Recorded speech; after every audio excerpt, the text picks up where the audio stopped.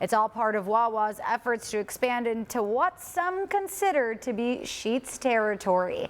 And that is the big debate, Jeremy. Certainly is. I know you're from Jersey, so do you have a preference on one over the other? I think you need to answer the question first. Well, here's the thing. I lived in central Pennsylvania, which is home to Sheetz. Yep. I've lived in Philly, so I had a Wawa taste territory. of Wawa, right? Yep. I like both. I think they have different things. Oh, so you're not going to take a hard stance on either one, I love Melissa? Hoagie Fest with Wawa, right? That's great. But like, the MTO is really convenient. Like, you really could make everything the way you want it. All right, so it sounds like you're a 50-50 split. Yeah. But you already know I'm a Jersey guy, so Wawa it is. Ooh, okay. All those late night college after doing long hours of homework and going out, and Wawa was always there for us. Yes. So I'm going to have to go with Wawa. I'm sorry for those of you who are Sheetz people, but I understand why you do like it, just like Melissa made a good argument there as to why Sheetz is some's favorite, but mine is Wawa. We woke up this morning to pretty cool temperatures. I want to start off with that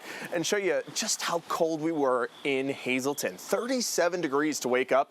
In Lopez and Sullivan County, we woke up to 35 degrees. Here in Scranton, 46, and that's 10 degrees below the average low temperature for this date. It's the normal low for October the 9th. So it was quite chilly, felt a lot more like fall today. And those winds didn't help either. We had them sustained in the 10 to 15 mile per hour range. Now they're sustained from calm to 10.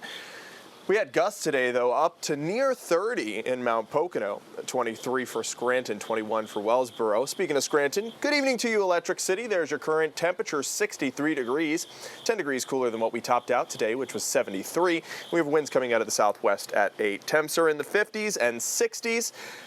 And I think they'll fall into the 40s for portions of the northern tier, but most of us will remain in the 50s overnight tonight. So a welcome change compared to what we had last night. Of course, we were in the 30s and 40s. Temps are up right now, anywhere from 4 to 13 degrees warmer than 24 hours ago. We're dealing with a few light showers in the Wyoming Valley headed towards the Poconos. But I want to show you this line here, currently in the southern tier of New York. That's going to head its way into the northern tier. So Dimmock will see it around 10:30, Factoryville by 10:45. You'll see it in Scranton by 11 or so. And if it does hold on, places like Tawana and Canton will see it around 11:15, 11:30 or so. It'll continue to break up as it heads towards Lycoming County. I think it'll just be a sprinkle by the time it gets there.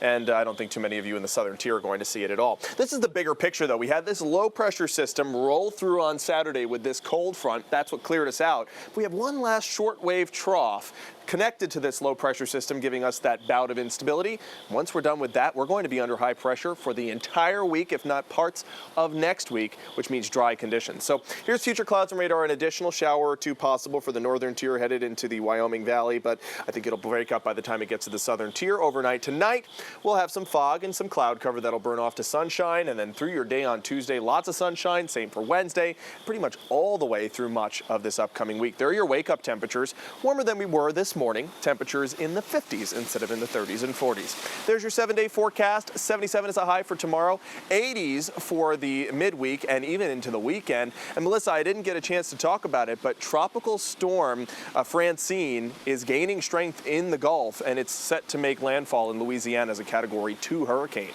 So I'll talk more about that on the 11 o'clock news. All right. Thanks so much, Jeremy, for that update.